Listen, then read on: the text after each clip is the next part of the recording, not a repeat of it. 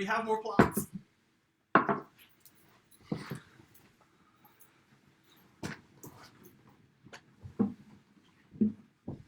Hello! Welcome to another live stream. Today we are going to be chatting about tournaments, those beautiful things we used to have in real life. We're going to be telling you what's good. So, first things first. How is quarantine life? Improving. I'm getting used to it. Nice. Yeah, it's going well. I mean, I think we all kind of hit the wall a little bit, but feeling pretty good now. Feeling pretty good. We vibe. Joe just made cookies for the flat. So we're going to be eating these in front of you throughout the rest of the broadcast. Any fun activities we've been up to? Tara is teaching me Cantonese, which is very exciting. So she told me to say, Dai ka ho, guam gua, guam gua,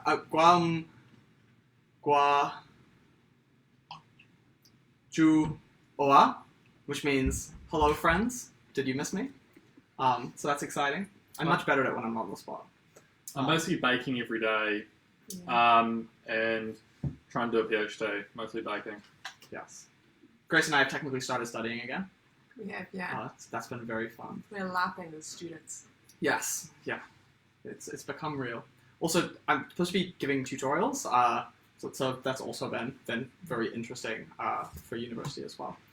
So just once again, in general, how to get in touch with us, just flick us a message with your phone number if you want to call in. If you're from Australia, make sure to use the +61 version and take out your state code. And you can always leave us comments or use the Google form. So just give us a message if you have any questions. Hit the subscribe button. Yes, hit the subscribe button. Like Auckland DevSoc. Auckland DevSoc is really lit. So today, particularly, we're going to be talking about top tips of tournaments, how to have a successful, but also a fun tournament, because that's important for everyone. And we'll also need to give a brief content warning. We may be discussing debauchery and adult themes during this particular live stream. So if you are a coach, please make sure that you watch this video before you give it to your high school students. And just keep in mind that these videos are mainly aimed at university students. Also, brief couple of notes about more University of Auckland news, because Easter has crept up on us incredibly quickly. So the first thing I want to plug is Grace and I are co-CAing a tournament with John and Oscar called Cinnamon Scroll up over Easter. We've had actually a huge amount of applications, mainly from overseas people as well. So New Zealanders, we know you're just leaving it to the last minute, so dive in there, register some teams. You can be with anyone who you want who's a university student.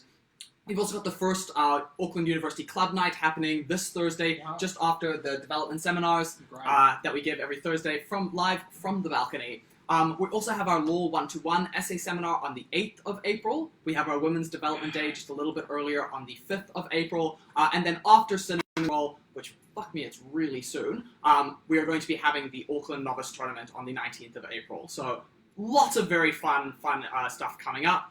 And with that, I think we go to our first topic of discussion that I wanted to have for everyone. What was your favorite ever tournament? Holy shit.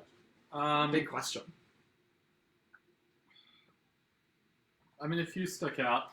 Bali Australs last year was fantastic. Huge amount of fun. Was lit. Motions were incredible. I'd go to war for those motions. Just fantastic effort by the age group at that tournament. Yes. And the environment was great. Like, this would be a little bit sketch of me, but I could just wake up and go for a swim in the pool, and then I would go and judge the debate in my togs with a towel around me on the bottom and a t-shirt on. And no one gave a shit because everything was just at the hotel. That was fantastic.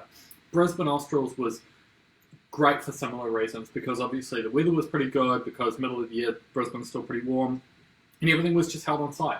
You know, so you could go and stay in your room, whatever, and then just walk down the road for 5 minutes and be in where we needed to be debating. Nice. So, fantastic tournaments. A lot to say about having your venues close by to your Completely life-changing.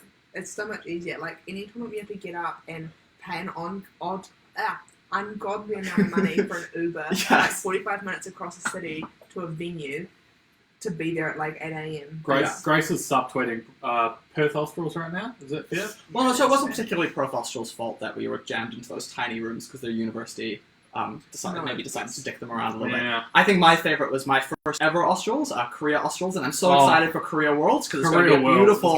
We're all going to Korea Worlds, fans. Yes, we're going to Korea Worlds. It's going to be awesome. For a couple of reasons. Firstly, it was my first international tournament, and there's just something so wonderful about the vibe, about the energy. It's always nice when you do well at a tournament and you feel like you've met your goals for that tournament. And also break night. I think it was deeply unsafe, but break night was held on a mountain in like a water park, and they announced the break in this huge pool. Everyone was in the pool, and then they poured like bubbles, like they poured like bubble bath into the pool, and so there were these huge mounds of foam, and they were splashing everywhere. It was just, and it was like a full DJ set Exactly. while we were in the pool. Oh, and the slide. The slide. There was this like probably 30-meter high slide. It was Yeah. just incredible. Just huge Yeah. amounts of fun.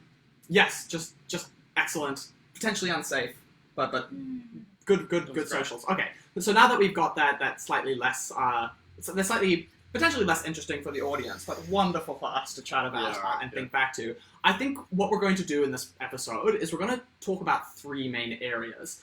So firstly, we're going to be talking about the pre-tournament, and so chatting about, just in the little bit of lead up, we're not particularly going to be talking about training, because training we'll maybe discuss in a different episode. This is more when you're in the week leading up to it. How do you get yourself together? Then during the tournament, how do you ride the highs, the lows, keep everything together, don't freak out, have a good fun tournament. And then lastly, we're going to be discussing how do you cope at the end of the tournament. It is freaking exhausting, it's often very disappointing. So just bounce back, making sure that you take away a positive experience. So jumping into pre-tournament, the first question that I want to ask is, if you're going away to a tournament, often you'll be deciding whether or not how soon you should be getting there, what your plan should be for afterwards. So I just wanted to throw out a question: is should we be traveling or thinking about traveling before the tournament or after the tournament, in terms of sometimes like regroup afterwards, or to get your head in the game, get in the time zone before? Look, I'm a fan of traveling beforehand, if possible, because probably not for too long. You probably don't want to travel for too much. There's a more trade-off than with training as well. 4 or 5 days. Yeah. But you should have had your team selected at least a month in advance. Yeah. Which means you will have done a lot of practice, ideally leading up to it. And in the last few days before the tournament, I think relaxation is key. And you just need to take a moment to de-stress and just enjoy yourself and get acquainted with your teammates and your squad. So you would press making sure you're traveling with your teammates and with your supporter squad. Yes, you hate them. Well, I think it's just. I just think it's important for whether you're directly traveling with your teammates or they're traveling with other people or whatever. It's crucial in the last few days that people are feeling relaxed and they're enjoying themselves and they're ready to go without stressing out too much beforehand. Yeah, I like to have a few relaxing days. Often tournaments are like immediately following like a week of like study, like you've had class and then assignments. I like to try and get those out of the way and chat a wee bit. Yeah, and I know there's some fairly unconventional approaches to getting to tournaments. I recall a certain Otago speaker who likes to book his tickets at the last minute and do like a 40-hour trip across the world. I think I've become slightly known for hitchhiking to tournaments. I've hitchhiked to NZBP and I've hitchhiked home from Joint Scroll a couple of times. Wild. What are your vibes on? Get there directly, take the fun way home, right? Okay. So some people streaming might know about my experience of getting depressed. We don't need to get into all of that. I think you should tell that We story. don't need to get into all of that. But I think you don't want to put that risk and uncertainty and whatever on the way over. So if there's a way where you could split it up, where you save a little bit of money on the way back, but maybe spend an extra 100, 150 on the way over, I think that's probably smart. Probably fair. You don't want to be stressed going into a tournament.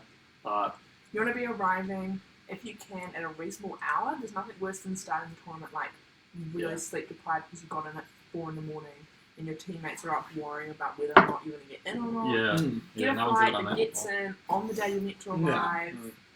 And preferably not flying through somewhere where flights could potentially get delayed. I remember there being a big discussion about Thailand Worlds, with people deciding whether or not to fly via Hong Kong, just because it was a bit unpredictable whether or not the airport would be shut. So that's something to think about. And if you are one of the people, or in fact that one person, who likes to make very late last-minute bookings, do give us a call. We'd love to hear your perspective as well. So moving on to that, I'm not sure how if you have a particular change in your basically in your life in the week leading up to a tournament. But one thing I want to focus on is a lot of people have different theories about things like drug consumption, alcohol consumption. Do you tone down your celebrations before Basically, what the All Blacks do in the lead up to a game, I don't do in the lead up to No, I try not to worry too much. I try to get lots of sleep. Maybe I'll even, spice it up, go to the gym, There's what you should do, and there's what you shouldn't do. In my experience, it has almost no bearing on your performance. The crucial thing is that you're in a good mental space. No. So, at Easter's a few years ago, Emily and I drank 3 bottles of Lindy between the two of us every night before speaking. And we just got trolleyed and went to sleep. And that was great. We went fine. Like, we did pretty well. I think for us, that was good because we enjoyed getting drunk. The crucial thing, I think, is good mental space. Yeah, and you've got to, if you are making decisions like that, you've got to know you are the type of person who's able to snap back into it the next day. Totally. The thing is, you've got to be active about it. You've got to think, what's best for me right now? Sometimes that might mean just kicking back a bit. Sometimes that might mean, hey, I've got to be a bit more serious, go to the gym a bit, get some exercise in, get some good sleep. It just depends. Yeah, it really depends how to. I would say that for some things, like potentially heavy alcohol consumption or marijuana consumption, do you think it at all would have an effect on your tournament? Oh, completely. Yeah, completely. Like, there's a line, right? And you got to know when to hold it back. I wouldn't... Just keep an eye on it. Just be active about it is what I'd say. Yeah. Don't let it get out of your control. Last question I want to ask, just on the lead up. Something that sometimes is controversial in New Zealand and maybe in other circuits as well is things like attendance at opening night. So the two things I wanted to get your vibe on is A, whether or not you think in general it is a smart thing to go to opening night or to avoid opening night, and then secondly, whether we should have like a cultural expectation on making sure that teams turn up and at least show face. Oh, look, do you want to go? No, I'm just pondering. This is a difficult question because I've been on an all-con, but also I've also been very lazy. I hate campuses who don't turn up to opening night.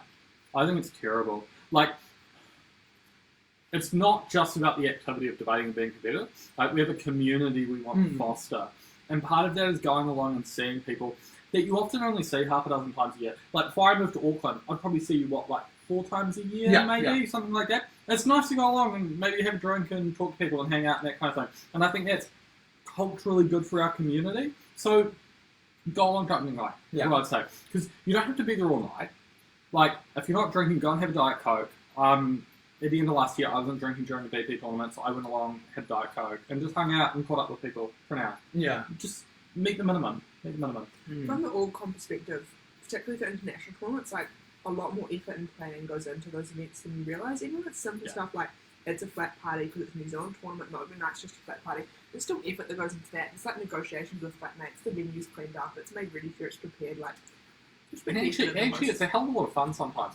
You think about Otago Easters or whatever it was called last year. The tournament held at Easter in Otago last year. There were 3 flat parties on opening night. That was lovely. And it was rolling flat parties. And it was actually a hell of a lot of fun.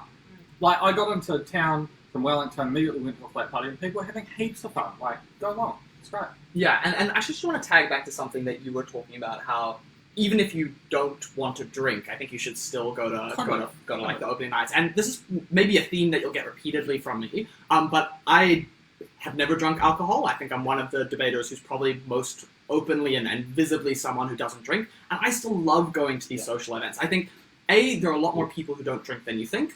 So go talk around, find people who are in a similar headspace to you, and you still will be able to have fun. And then just also like reach out, right? Especially within your squads. If you're feeling like your squad is going to go and have like a wild night at opening night and you're not really sure where your place is in that, and especially if you're a younger person, talk to the people who are senior in your squad because they really want to help, but sometimes they can be a little bit thoughtless, but they will actually make an effort if you reach out to them. Also tell you who else isn't drinking.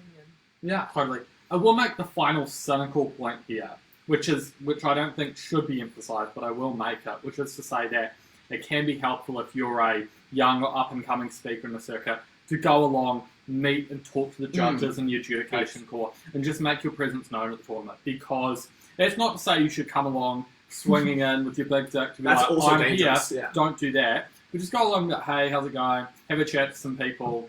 Because people will notice you, they'll talk about you, and they'll say, you're more likely to get picked up in the edge room.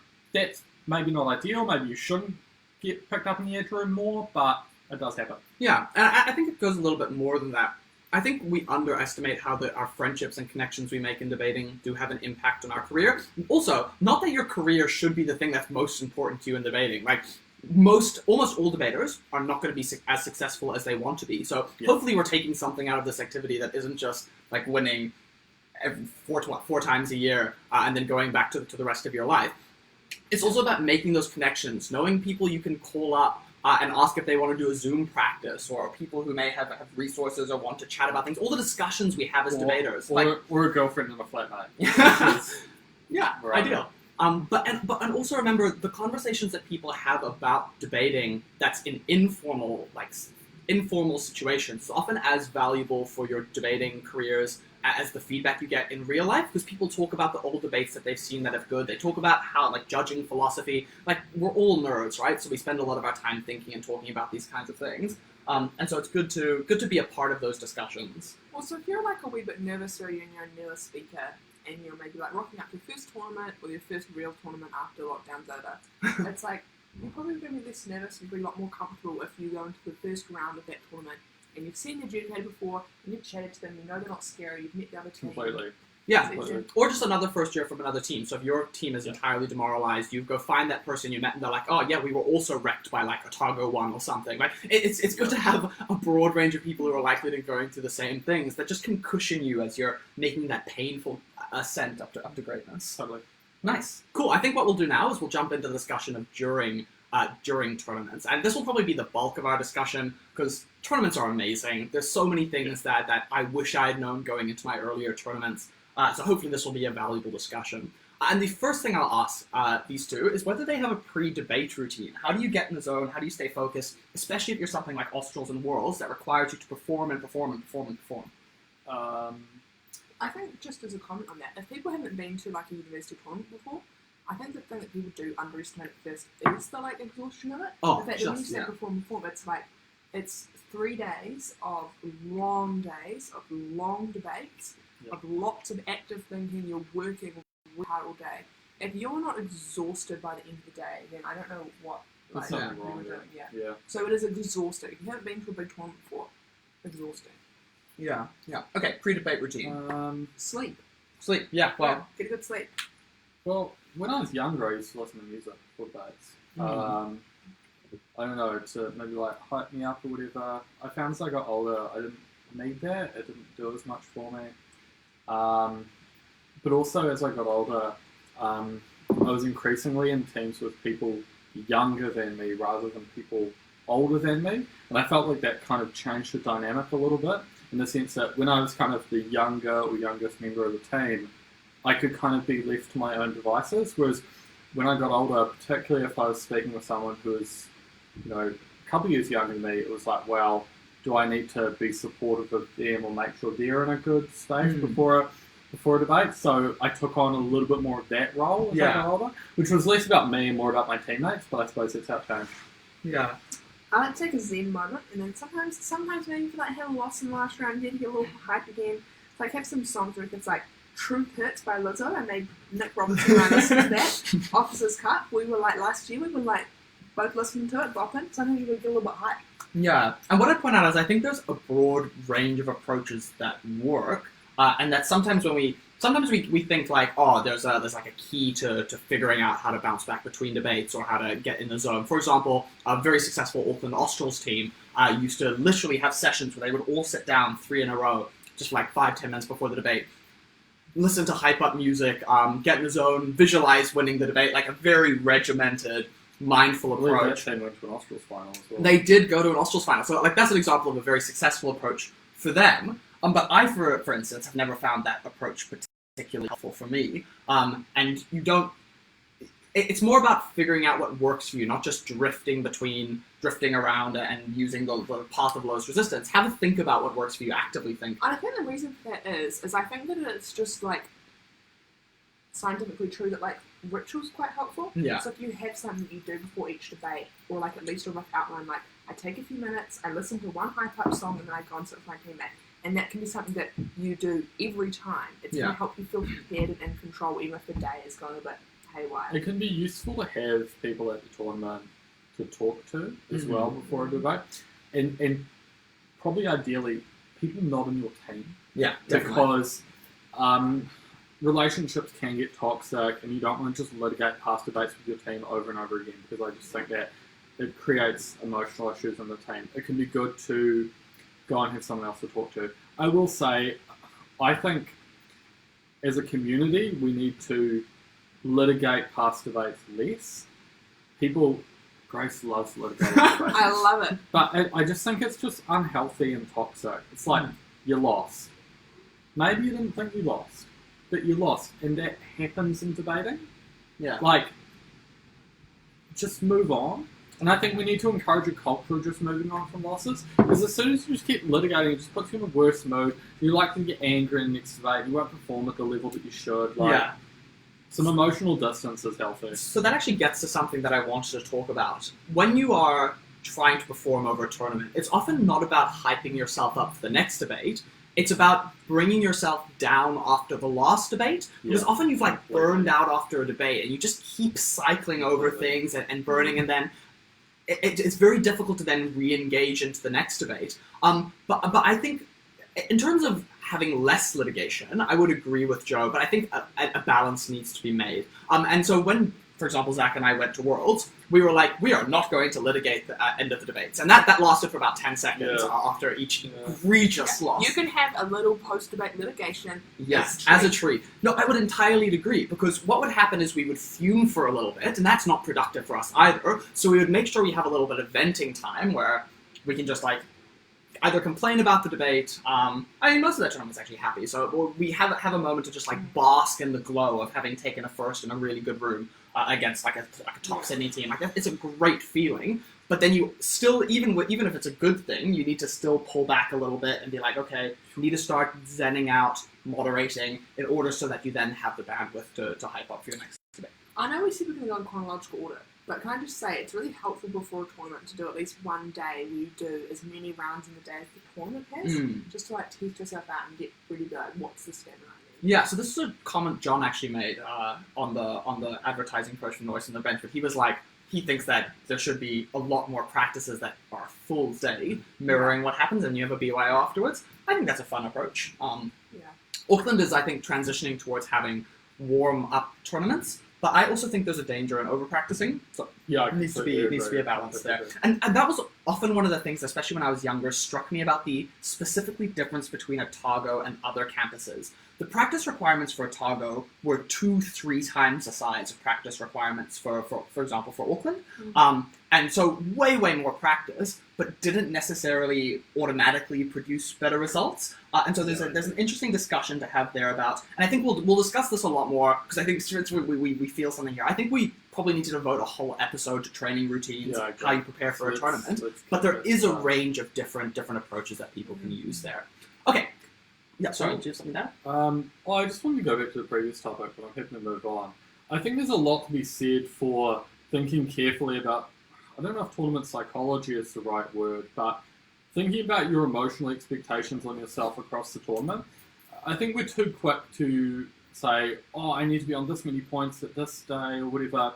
In reality, at most debating tournaments, the only results that matter are on the final day, or perhaps even in the last 2 rounds of the tournament. Because the way seeding works, right? Yes. Like, you're either performing really well and are likely to see teams that you will probably lose against, assuming you're an average to above average team at the tournament, or you're performing under your expectations and you're likely to see teams that you should be able to beat getting into the last day. So, in reality, based on how seeding works, it's really the only last couple of debates that are determinative either for whether you break or you'll break position.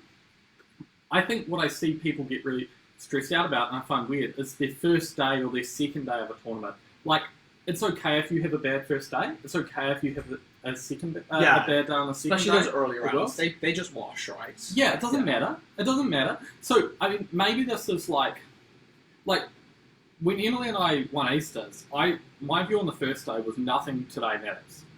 Literally, nothing on that first day matters, because it will all come out in the wash, and it will just change tomorrow. We had to win one debate, but we could win 1 of 4 debates and go into the next day, win all 4 and break. It wouldn't matter. Yeah. So, just It's a way to take pressure off yourself as well. take pressure off yourself. Yeah, the last 2 rounds matter. The previous ones don't. Maybe that's a controversial opinion, but yeah. Yeah. I would say that they matter, but not necessarily, not nearly as much as those later debates. It's more about the headspace as well. So remember, your points on the board isn't the only thing that determines how far you go, and sometimes it can be a little bit difficult to recover psychologically from being 1 out of 4 on day one. Yes, I will make a final point here where I'm on the topic, because I just want to tease this out. Something I've been telling a lot of the younger guys over the last little while is actually braking is all that matters. Because in the New Zealand circuit, brake position does not matter. I'm just going to push this again and again. Brake position does not matter, because you brake and then you win 2 debates and then you win the tournament. So the only thing that matters is getting into the final 4, and then all you need to focus on is winning 2 debates. Yes. And teams at that top 4 tend to be so tight that really it doesn't matter whether you're seeing the 2 seed or the 1 seed or the 4 seed or whatever. The focus just has to be on braking and then winning 2 debates. And Yeah, no, I 100% agree. Okay, so moving on. Obviously, after you have a debate, you get overwhelmed with feedback from lots of wings, from panelists, from teammates. What do you guys do to take a hold of all of this feedback that you have and try and turn it something productive in the tournament? I have a very exact method. I think that basically you can, realistically, you can improve 1 or 2 things after a round. I think probably that's one menu so you can like keep track of. Otherwise, if you could improve on like 10 things at once, we would all be like fucking debate gods, right? Like you can't. You can only like attempt to integrate. So what I do is I get a piece of paper and I write round 1, and then after all the feedback, I pick one thing that I think is, and it like depends how you pick it. Maybe it's the thing you think you could most easily do, which is like simple, right? You want to like for the least effort get the most gains in terms of speaker points, or it's something you think is most important or pertinent. And I write that one thing down, and then across the tournament, I have one thing, and maybe it's this. Maybe sometimes for some rounds I write down the same thing, but at the end of the tournament I should have 8 pieces of feedback on a piece of paper that hopefully I've integrated during the tournament for some success. But also then I can take away the piece of paper where I have some things that for me were like the key lessons from that tournament. I think that's super valuable. And I take those pieces of paper home and I like think about them. And here's the problem. So I'm gonna go off a little bit on this one. The problem is that what feedback is as a community has warped to become something that's wholly unhelpful, because feedback has now become an opportunity for teams to assess whether they think judges are actually good at judging or not, and it's their opportunity to see whether their view on the debate is sophisticated or not, because either the panels haven't, the wing judges haven't given an oral adjudication, so you have no idea about their view on the debate, or the oral adjudication, because of the nature of the product, is just inherently limited, right? So now what feedback has become is an opportunity for judges to show how much they saw about the debate. So what you'll often see is that judges go back and rigorously respond to every single point in an individual speech back to them, when of course that is just wholly unhelpful for the reasons that Grace just said. So I think we need to think really carefully as a community about, is it helpful to give 5 minutes of feedback to a speaker, or is that just a judge trying to show how smart they are? Because I think too often judges are just trying to show how intelligent they are and how good at judging they are and giving feedback, when that's actually not helpful at all. Because like what Grace said, you're only going to realistically take on 1 or 2 points of feedback. So does feedback need to last 2 or 3 minutes? Yeah. No. And I think an interesting discussion maybe for a later episode is how we can change those incentives to try and make feedback more appropriate. I think doing it is going to be really difficult, but I think supers and older judges who know that they are in no risk of not breaking need to make that cultural change themselves, because they have the least skin in the game. Okay. So older judges need to say, hey, actually, it would be better for the speaker who I'm giving feedback to only receive 1 or 2 items of feedback rather than me methodically working through their entire speech, because that is likely to cloud that speaker's perception of what is important to them when they are seeking to improve across the tournament. Yeah.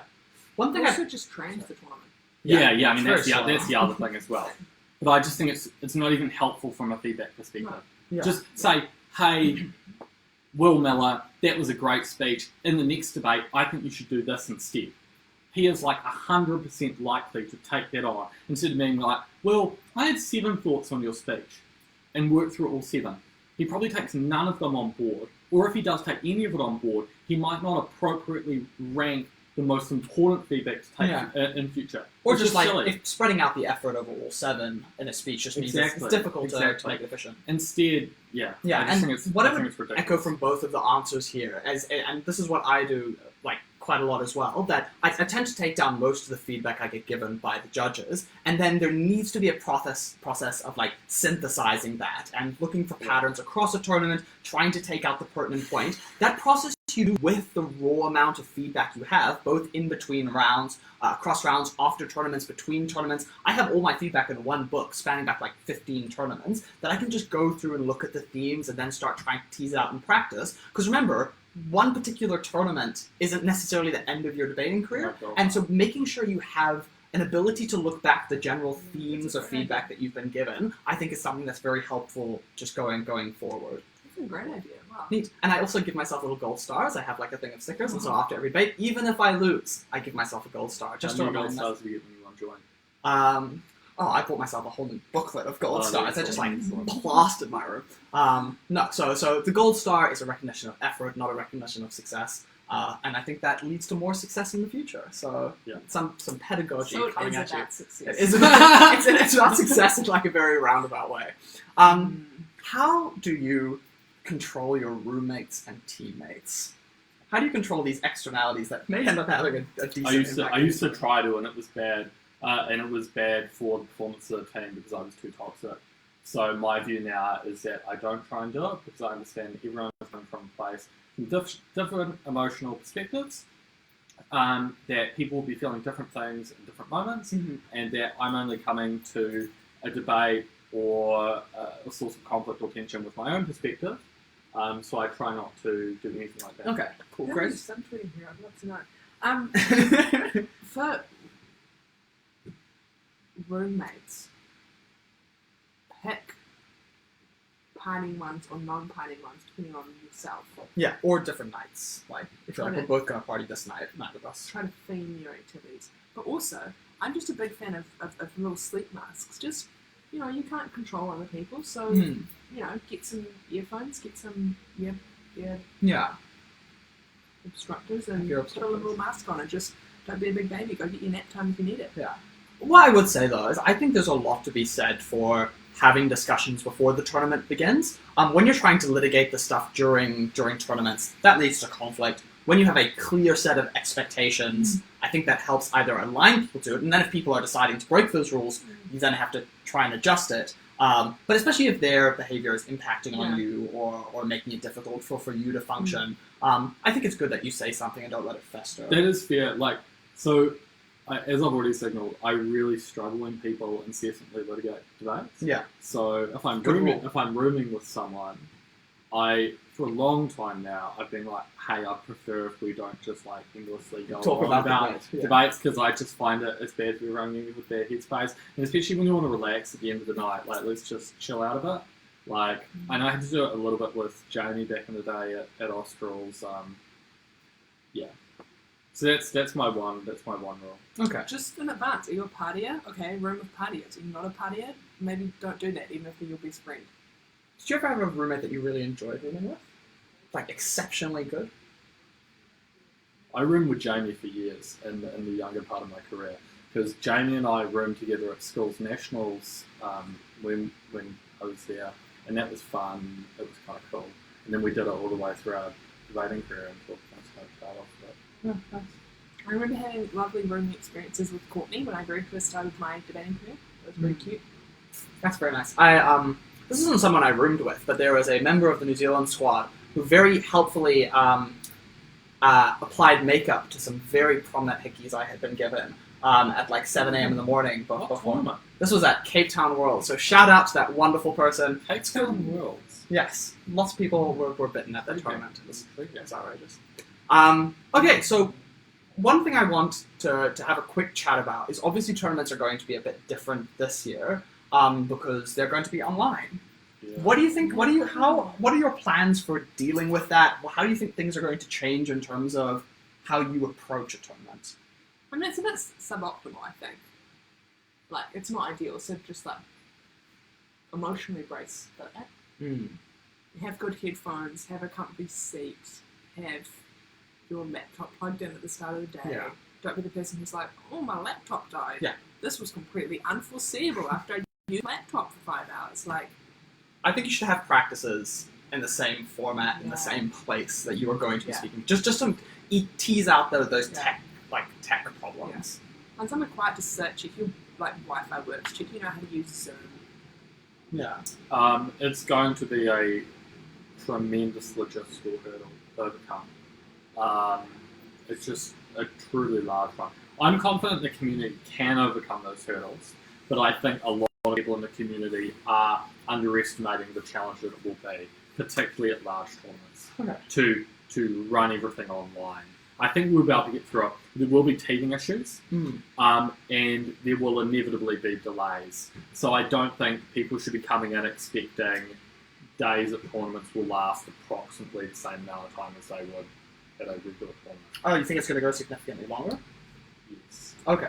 That would be my expectation. Maybe I'm being a bit Yeah, so I think pessimistic here, but I think there'll be an interesting shift because there's a lot of logistics that needs to be added, but also a lot of logistics that need to be taken away. And I think just intuitively, I'm unsure how those like where exactly the efficiency gains are going to be made and efficiency gains are going to be lost. So I'm very interested to see how they go. And of course, we'll be bringing you an episode probably right after Cinnamon Scroll where we can share our experiences with you about how to, because I think Grace and I are going to be quite intimately involved in figuring out how that tournament will operate online. So we'll have some top tips on running online tournaments that Joe can just listen attentively to when he's gearing up for Australs. Do you have your phone on you, Joe? no. No. Could you grab your phone? Oh, 'Cause yes, I think sorry. people may have been sending yes, Joe yes, anonymous that's right. questions. Oh, geez. And we have a section on how to deal with the post-tournament. I don't know how to describe it. Blues. Yeah, blues highs. Joe may have lost his phone. We're in quarantine, Joe. There's not many places. Kind of funny. So Joe's going to share with us some anonymous questions. Oh, of course, Jesus. As you've been completely How overloaded. many are there? Oh, no, there's not a lot. Rob asks about Otago Australs and says it was amazing. Yeah, Otago Australs was amazing. And at Otago Australs, I had the largest hangover that I've ever had in my life. It was a 2-day hangover after break night because I was on the OrgCon, which meant I could get cheap to free drinks. So I killed my liver and died for 2 days. How do you avoid crying on break night? It's okay to cry. You don't have to not cry. I've cried at a few debating tournaments over the years. Sometimes it was justified. Sometimes I was just exhausted. I'm happy. So When I broke at Australs, I got really emotional. I just cried for like 45 minutes at random women in the bathroom. I think people probably thought I hadn't broken because I was like hysterically weeping. yeah. For what time? Australs. Yeah. But actually, I was just Yeah, you're watching. crying a lot. I think probably too much. I was probably just on a roll with it. Yeah, I think that's probably right. How do you keep your energy up heading into the last round? You need to eat and sleep. Like those are and keep hydrated.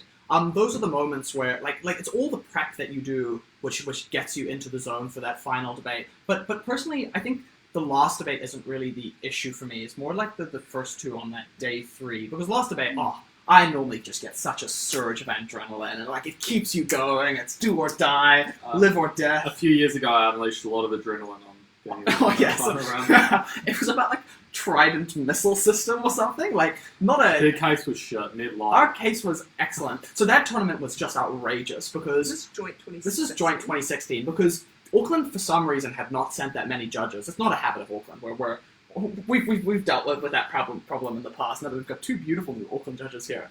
And one of the Auckland judges wasn't able to see Auckland 1. And Joe and our teams faced each other 3 times across that course of the tournament. And the same 3 people just in each of those Beat rounds. them where it counted. So we Got them won in the last 1, round, they got them won in the 2. semi. Beat them where it counted. Just was unjust. A comment from Umber with respect to room selections: pick people who like the same room temperature as you. Oh, Ooh. sick. That is a good comment. That's a good comment. That's a great point. Is there anything else? And another question we might want to deal with. What should you do if you've created a conflict of interest with a participant but you can't remember their name? Oh, Drink less? Ask their name. I think I'm going to say that Daniel's being a little bit paternalistic to just say drink less. It sounds a little bit like I don't think we should blame people, Daniel. practical tips. Is it a New Zealand tournament? Exactly. Usually, the going list on Facebook's small enough. You click Yeah. on the going list, have a look at the profiles, see if you recognise them. Do you remember what campus they are? Yeah. That allows you to narrow it down. If it's an international tournament, what you do is on the briefing. What's their accent? If it was an Irish girl, can you go ask the Irish contingent, be like, I made out with this cute Irish girl last night, we went back to their room, don't really know her name, and they'll be like, oh, it was, you know. Or just go stand at the front of the briefing room, spot them, and then be like, equity officer, don't look now, but the person in the third row, 5 to the left, I need to be confident. There's ways around this. Yeah, just Just always be creative. exchange business cards before engaging in any activities. Yeah, sign in, sign out. Yeah. I don't know. Use your creativity, people. I don't know. Think about it. Accents help. Get matching tattoos. I don't know what that refers to, so I don't know if that's it private here. How to avoid choking. Umber's added to me, I'm guessing in the debating sense. So Zach and I choked at Worlds. It was very unpleasant. I don't know if there's a way to not do it. Like, it happens. Just bounce back. I think... Can I offer something here? Yes, of course. I think Grumps and Daniel over-practice. Maybe. That's big. And I'd be wary of that. I'll just say that. I'd be wary about over-practicing.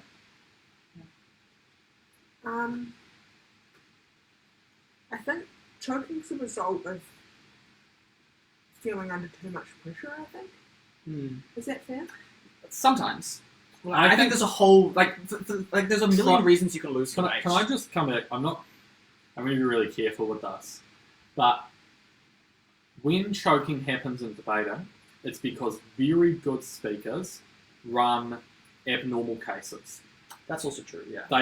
They have all rights to win a debate, but choose to run a case which is more interesting than is required in order to meet the condition or meet the burden that falls on your team. So, run a basic, straightforward case, run really well. Meet your burden and no further. Yeah, I think that's very good out-round advice, particularly. Absolutely. Sometimes you overreach in those, so it can be It's too not ambitious. it's not even overreaching so much as they misidentify the stakeholder they're seeking to serve, or they try to run a primary mechanism which doesn't quite work. Like, what you'll be required to do in the motion is actually quite straightforward, even if it's a complicated motion. Motions tend to be complicated by virtue of their setting, or stakeholders under consideration that you might need matter knowledge to debate that, rather than the underlying debate. So, if you're trying to make the debate more complicated than it actually is, that's when you can start throwing problems. Yeah. So I think two things happen. Either debaters don't do the basics well, they overthink it, they approach it differently to the way that they normally approach debating. But then I think the second thing that happens is the literal opposite of this, where debaters go entirely into autopilot and fail to recognize that they often, when the reason why they're such good debaters is because they think about things quite carefully and make sure that each link has been done. So I think a balance needs to be struck from approaching it with the same level of thoroughness as you would any other debate, and the same level of mindfulness, but also making sure that you are not overreaching, you are doing the basics well, you are keeping to the motion. Yeah. Just try and stay calm, I think. I do think a lot of choking comes from, like, getting yourself worked up, such that you don't think clearly, but you do run silly cases. Yeah. I agree. Just try and chill out. It's like, yeah, it's a break round, but, like, this is only, like, once you've broken, you've kind of done the, like, threshold achievement, so from then it's like, you just after icing on the cake, I think often, Yeah. for a lot of I speakers, think different people will view that differently, so we shouldn't Sure. make that assumption. but I think it's helpful to, like, Yeah. try and tell yourself, hey, look, I've broken, I've done really well, now I'm just trying to take the crack. Lynn Silverwood, should you stick by the published schedule, i.e. leave breakfast in a timely fashion, or assume that the tournament will tram, i.e. have a cool, chill, slow breakfast and arrive 10 to 15 minutes late? Liam, you're part of the problem. Yeah. You're part of the problem. Like, the reason why tournaments tram, because certain arrogant speakers decide to sit around at breakfast for a long time thinking that they're more important than other people, arrive on time. Yeah, I agree. And also, like, like the time before debate can be useful in my opinion. Like maybe because I never hung over at tournaments. I quite like the mornings. Getting there before the rush, having a chill time. It was. Frank, I don't want to single out a single campus here, but I will. Auckland was terrible for this for years because there was a group of predominantly men who decided that they were more important than cool 100%. than a lot of other people and would turn up to the morning late. Didn't- Quite often up half an hour. It was outrageous. Doesn't the word tramming like come from a set of Auckland people who didn't arrive to a tournament because the tram was delayed? I think. Probably. Like Probably. even though- It's just every year for years, there is a group of 3 to 6 Auckland men who decide they are more important than everyone else and turn up late. that was a problem in the past, and now all of the older Auckland men are lovely, and most of the Auckland older men are lovely. Any last thoughts on that? I think we can go to a caller now, which is quite exciting. I love a caller. Yes. Any last things to say about that? No, I haven't covered that. Neat. It is an Australian, which I think is very exciting. Who is it? Do we know? I know them. Do you know Liam Holt? Yeah. Yeah, we love Liam. Beautiful. Is he a long time listener, first time caller? Long time listener, first time caller.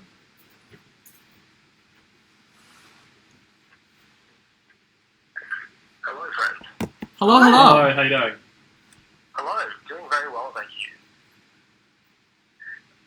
So I have 2 contributions that I would like to add. Firstly, how important do you think is managing team dynamics, so like team cohesion overall to performance at a tournament? So like how well do you have to get on with your teammates in order to perform well at a tournament? I say this because one of the tournaments that I had my best experience in is also one that I happened to do quite well in, was just because me and my friends, so it was Connor Seddon, the wonderful cultural product of New Zealand, one of my good friends, we just happened to do quite well because we were all kind of on the same wavelength. So like, to what extent does that play into doing well at a tournament? And secondly, I want to hear you guys weigh in on the mythos of hangover debating and what possible improvements being dusty the next morning can give to your debating ability. Absolutely. Can I just tackle the dusty one first? Because obviously Daniel doesn't have any expertise on this. Being dusty can actually slow you down in a quite valuable way. Like, it means you come into the next morning just at a slightly slower pace. Like, I remember there's been a couple first rounds where I've just been a little bit slow, and you just move a bit slower, and you get through your points a bit slower. Not the worst thing in the world. No. Potentially we should all embrace that style of debating without needing Maybe. to get hungover. Maybe. Also, I reckon, in terms of just being crippled by your consumption last night, that distracts you, from pressures to perform. Gives you something to take your mind off the performance pressure. On teammate chemistry, I think it's an interesting one. I think I agree with you that I've probably done best when I've been in teams with good teammate chemistry. Like for me, Jamie and I did quite well, I think, because we live together and we're good mates and we kind of get how each other work. And also, like, when I was speaking with Emily, it worked quite well because we're, like, really good mates. So, like, it worked well in that sense as well. Yeah, for sure. I think teammate chemistry is, like, But it can go bad sometimes, right? When you give each other a pass or you don't balance each other. So, I don't want to call anyone out in particular, but, like, sometimes Nick and Connor worry me. Sometimes Nick and Connor worry me because they don't balance each other. I think they could balance each other a little bit better. the balancing's my job. One thing I might be a little controversial. You do not need to like your teammate at all to perform well with them. You do not need to like them to have a good tournament. You do not need to like them to have a fun tournament. You need to have a good professional relationship with them. Because remember, when you enter into debating, your relationship is under stressors that normal friendships aren't, right? A lot of the time you'll never have to deal with the same amount of constant vulnerability with this person, aggression, and sometimes, like, someone who isn't one of your best friends, you can take a step back and be like, you are someone who is not my emotional support person throughout this. I have lots of other people. You're someone with whom I have a healthy, happy, professional relationship. And we're going to perform well at debating. That's fine. And they don't need to be your best friend. I think you make a really interesting point there, Daniel, which is that, like, when you have friends that you've been in debating teams with, you do have way more, like, deep, intense experience with that person. I think that's why a lot of debating friendships is, like, quite awesome. 'Cause Yeah. you have Yeah. like forged them in like Flames. Yeah, you Yeah, know? you're forged in a battle. It's good You stuff. know, it's good. Yeah. But then again, sometimes when you really, really don't like your teammate, that can obviously harm your, like... I don't think I've ever had that many teammates I don't like. Should we hang up on Liam? Liam, thank you very much for your questions. Thank you so much. Later. Cool. Any more anonymous questions, or should we jump into discussing post-tournament? In terms of how you get that team dynamic, I think you have to be really open-minded. You have to be tolerant. You have to talk through, like, if you're not talking about anything else because you're not friends, talk through, like, how's prep going to work? What are we going to do? Have, like, a plan of operation. Yeah. Like, you don't have to be best friends, but you do have to both commit to making Exactly. it work. You need a relationship. It doesn't need to be of the character of a friendship, is the point I want to make. Got a question. Yeah. What do you do if you feel like your teammates aren't listening to you? You generally lose debates. What should you do is a different question. I mean, I have a full fucking tantrum. I don't know about you guys. Yeah, you do that. Yeah, that's my MO. I'm not saying it's what you should do. I'm just saying that's my honest answer. And then I scale it back and we have a conversation about it. If they're not listening to you, what's really helpful in reality is if you have a good idea and then they don't use it, and then the judge is like, "What about this thing?" And then you can be like, "Here's concrete proof I'm not being listened to." Like, ideally, you want to have some concrete examples of like what you want to listen to, and then you go to your team and you say that they're not listening to you. You can use those concrete examples. I have another thought, but you want to go first? You go. My thought is, if they're not listening to you, I think maybe there's something structurally wrong on prep. Like, are you not having enough time for a group discussion? Maybe you need to be like, in prep, we're going to have 5 minutes before anyone, no silent prep. Like, sometimes I don't like silent prep, so I'm like, we go straight into just a general chat so everyone has a chance to talk to it. Because sometimes I think the risk is everyone gets fixed in their ideas, then you come and talk about it, and then it's really easy to talk over each other. I want to come at this from a first speaker perspective, which is that I need my own time, and I need my own time because I end up being the case writer in most of the teams that I'm in, I end up needing the time to write the case myself, and think about what I need to flesh out, where the points need work, where the logic is missing, and that kind of thing. So I think it's just a little bit of hesitation to be careful there for second and third speakers. It's not always your first speaker doesn't care what you have to say. It's that they have a job in front of them and they need to fulfill. They'd love to listen to you, but there's a lot going on. Yeah. So I think what Grace and Joe have both discussed is examples of like healthy relationships where something is going wrong. Yeah. Or relationships that are capable of being manipulated or talked through in a rational way. I'm going to answer a little bit of it at a different extreme. And that's what happens if you have a dysfunctional relationship with one of your teammates. And note, this cannot be your fault. It can also not be their fault. It can just be like a truth of your relationship that you find it very difficult to have open communication without both of you getting in your heads or having a fight. And sometimes you need to pick your battles. Because I think team dysfunction can be massively exacerbated by trying to litigate every single thing that the other person does that doesn't suit you within that team relationship. And worst comes to worst, if your team is not working, if it's dramatically affecting your debating, if you think pushing is just going to add more conflict, you have to write off the tournament. Yeah, there's nothing you can do. Have a good tournament that you're proud of, that you take development ideas out of it. Know that you're never going to win. This has happened to me in a team before, and you just have to make the most of it. You have to write it off. Yeah. Yeah, no, I agree. And just Also- start adjusting. Consider if you're the top one. Yeah, also, be very not self-critical, self-reflective. That Yeah. also goes in my little book. Nick, Connor, and What I I've had done well. teething What issues I've in the done run-up to joint. I'm going to say for posterity now, in front of them, I hope they're watching, a lot of the times I was the I'm confident that I'll watch him. Yeah. Confident Yeah. that I'll watch him. So, To all of my teammates in the past, I have never been the problem. I've been the problem. I've been the problem in the past, and it was valuable when I got called out for that. And I like to hope that I've made changes since then to be less of a problem in the future. Yeah, and remember, like, we're all on this journey together. Debaters are quite young. Like, even the old debaters are still quite young. Yeah. Like, I'm ancient. No, yeah. No. look, I don't really think you're properly, like, world mature until you're, like, 30-something. And very few debaters are not 30-something. Which just means that need to have a perspective that we're going to be making mistakes, and that personality issues can be polished, and you can Completely. Nick and Connor, I love you and thank you for the personal growth I've had in your experience. Okay. Should we go to the Yeah, next? last little bit of chat. I want to talk about the end of tournaments. How do you bounce back from disappointment? How do you celebrate your successes? Give me To a bounce couple. back from disappointment, you overcommit and come back to the tournament next year. Yes. Okay.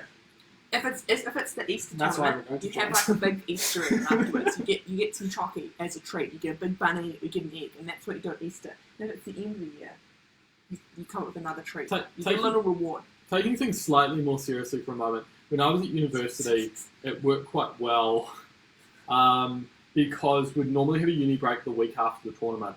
So what I would tend to do is I would like go home for a week, or it was quite useful when like Dad was living in Wellington because I could just go and stay with him for a week, and I could just chill out because tournaments are fucking exhausting.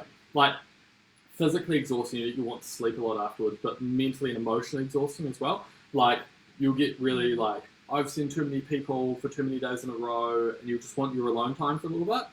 So it was quite good. Go home, have something to eat, have a coffee, chill Yeah. out for a week. What are you? Yeah, well, just one thing I'd add on that is that you have the disappointment of the tournament if it doesn't go well.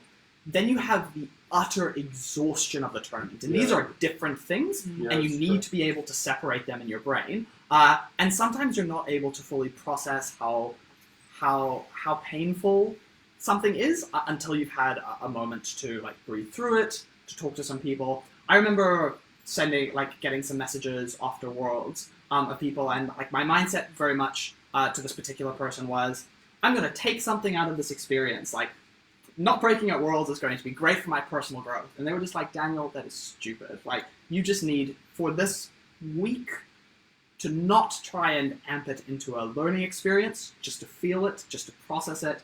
And sometimes taking that step back and not needing to leverage every experience is something that is very useful. Okay, we're going to have one more caller, but firstly, this Can I say one thing? It's like a horse. You got to get back on it. So like rest for a week and then sign up for something fun and do some more debating. If you let yourself like accumulate and be like, oh, I had such a bad time for too long. It's like do that, process it, but then sign up for some more stuff. Have something to look forward to. Get back on the debate horse. Yes, I agree. Yeah. All right. We've got a caller.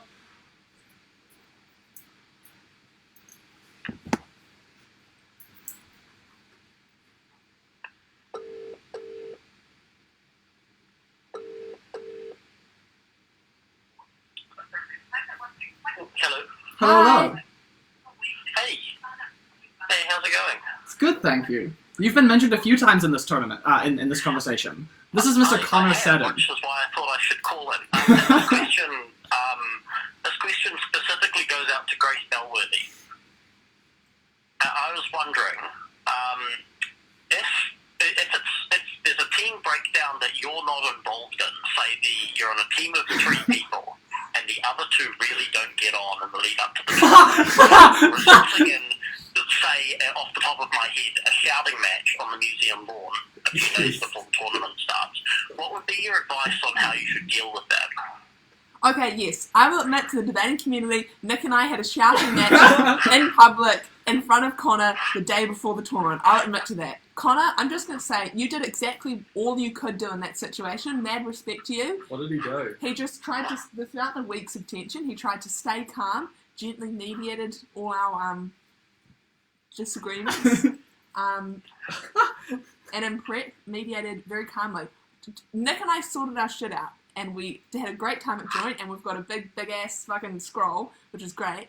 For a lot longer now, another 6 months. Yeah, which is great. But They I planned think you did exactly COVID-19. what you could do. If your 2 teammates hate each other, do what the saintly Connor Seddon did and mediate as calmly as possible, encourage them to work it out, talk to each person privately, separately, and in that context where the situation's more diffused, you give some feedback and you're like, here's what you need to do to sort your shit out. Sorry, You did a great job, Connor. I'm just going to intervene here. Thanks, guys.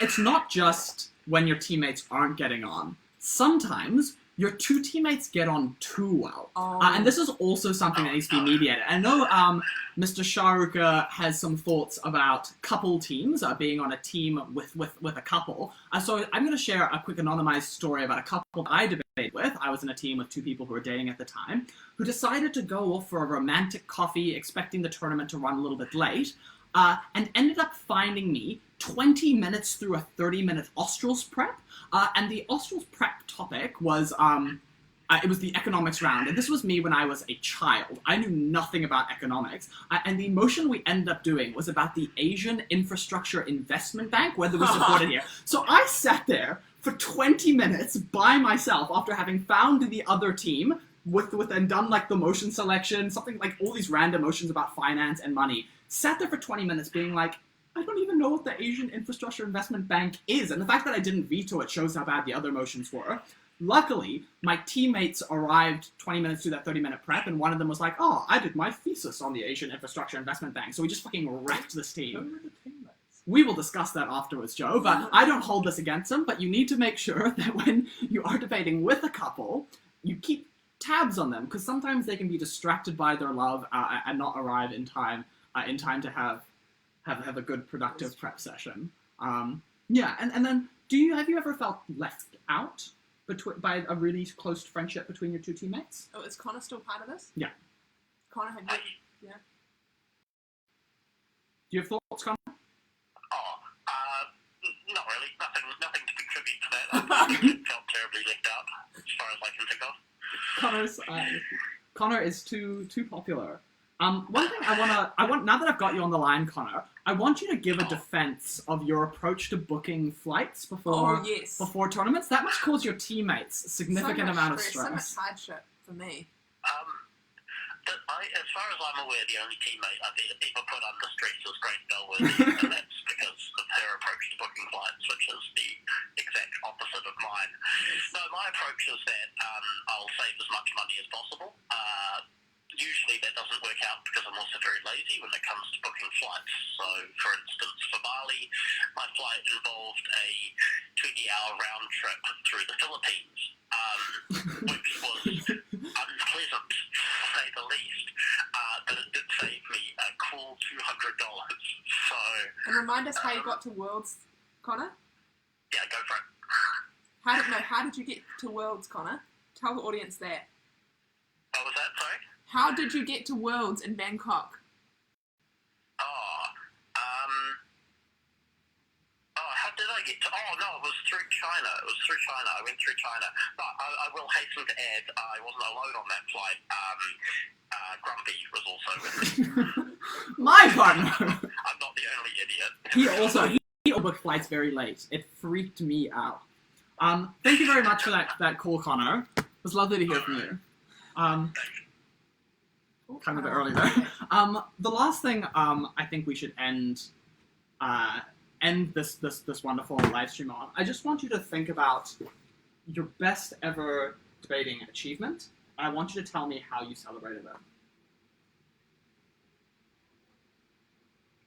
I'm really bad for celebrating because I immediately get incredibly tired after debating.